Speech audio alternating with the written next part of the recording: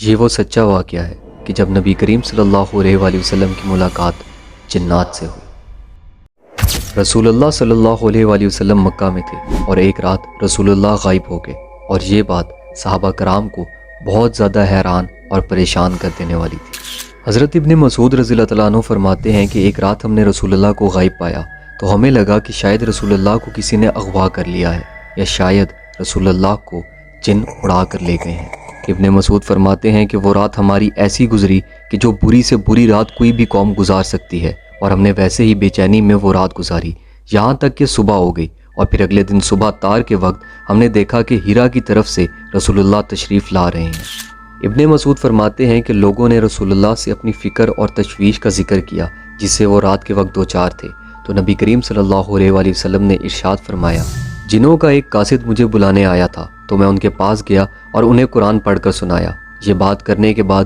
رسول اللہ اٹھ کر چلے اور جنات کے نشانات، آثار اور ثبوت دکھائے، یہاں تک کہ جنات کے آگ کے نشانات بھی دکھائے۔ ان جنات نے رسول اللہ سے تحفہ بھی مانگا تھا۔ وہ جنات جزیرہ کے رہنے والے تھے، اور رسول اللہ صلی اللہ علیہ وآلہ وسلم نے ان جنات سے فرمایا کہ ہر ہڈی جس پر اللہ کا نام لیا جائے گا تمہارے ہاتھوں میں پہنچ کر زیادہ گوشت والی بن جائے گی، اور ہر مینگنی اور گوبر تمہارے جانوروں کا چارہ ہے۔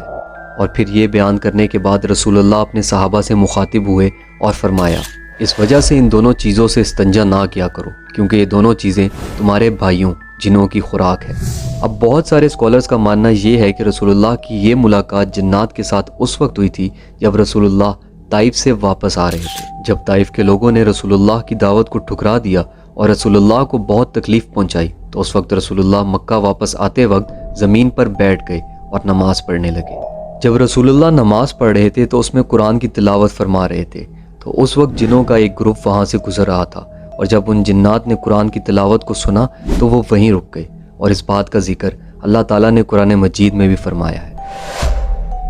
اور جب ہم نے تمہاری طرف جنوں کی ایک جماعت بھیجی جو کان لگا کر قرآن سنتی تھی، پھر جب وہ نبی کی بارگاہ میں حاضر ہوئے تو کہنے لگے خاموش رہو اور سنو۔ پھر جب تلاوت ختم ہو گئی تو وہ اپنی قوم کی طرف ڈراتے ہوئے پلٹ گئے، کہنے لگے اے ہماری قوم، ہم نے ایک کتاب سنی ہے جو موسیٰ علیہ السلام کے بعد نازل کی گئی ہے، وہ پہلی کتابوں کی تصدیق فرماتی ہے، حق اور سیدھے راستے کی طرف رہنمائی کرتی ہے۔ اور اس کے بعد وہ سب جنات رسول اللہ کی خدمت میں حاضر ہوئے، اور رسول اللہ نے ان سب کو قرآن پڑھ کر سنایا، اور وہ سب رسول اللہ پر ایمان لے آئے اور مسلمان ہو گئے۔